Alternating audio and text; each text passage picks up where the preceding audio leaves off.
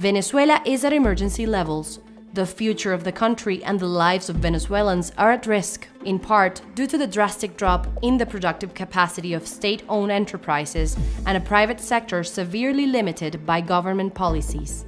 An investigation by Transparencia Venezuela focused on the agri-food, hydrocarbons, metallurgy, and mining and public services sectors determined that by 2018, the Venezuelan state owns 576 enterprises, of which 441 were created, expropriated, or nationalized during the governments of Hugo Chavez and Nicolás Maduro.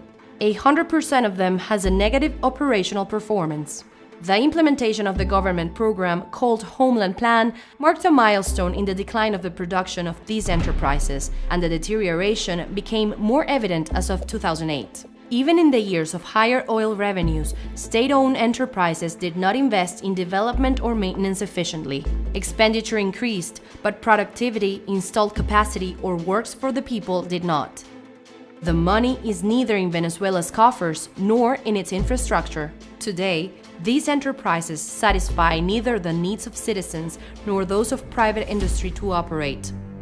The fall in the capacity of water supply and distribution enterprises impacts the operation of almost all the production sectors.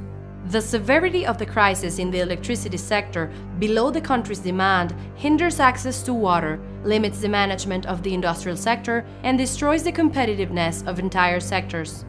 The fall of the production of the state-run Pequiven keeps in check plastic manufacturers, the chemical sector, and agriculture, which does not count on the fertilizers in the quantity, quality, and availability that requires at the time of the year when farmers have to sow.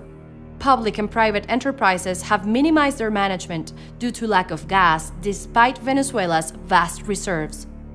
The investigation found that publicly owned enterprises neither contribute with taxes or royalties to the national treasury. On the contrary, they are an economic burden for the country.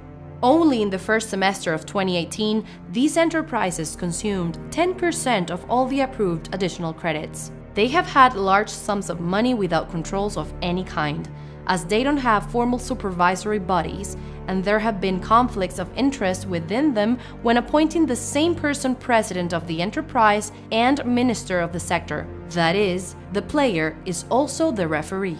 In sectors where there is more money, corruption has the leading role.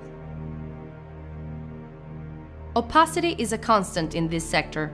After 2 years of research, Transparencia identified only 40% of the authorities of the 576 state-owned enterprises. Following its evolution is almost impossible due to the constant changes of ministers, directors, and detached bodies. In 2018, none published their balance sheets and financial reports, production data, supplier lists, sales, or debts. The fake news to hide their real situation is another common practice in state-owned enterprises.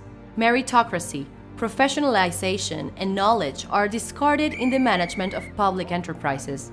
The directors are selected for their loyalty to the political process. Payrolls have grown disproportionately. The cases of PDVSA and Corpoelec are emblematic. The majority have had labor disputes for breach of collective bargaining, violations of labor and union rights or low wages, lack of inputs, and industrial safety problems. Emergency laws, such as that decreed in 2010 for the electricity sector, have granted special powers to the president to facilitate purchases without bidding, hide public information, and leave unpunished cases already denounced, benefiting officials, intermediaries, and suppliers. In this process, military groups have strengthened their presence and authority beyond security and defense. Many of the state-owned enterprises of greater importance are directed by military. 76 of them have military officers on their boards of directors, and some sectors, such as the agri-food sector, report directly to the Minister of Defense. All this has been shaping a model with features of kleptocracy, where the control of the market and the productive apparatus benefit a small group and leave the population defenseless and submissive against the state, weakening to the extreme the citizens' control over the public powers, essential feature of democracy.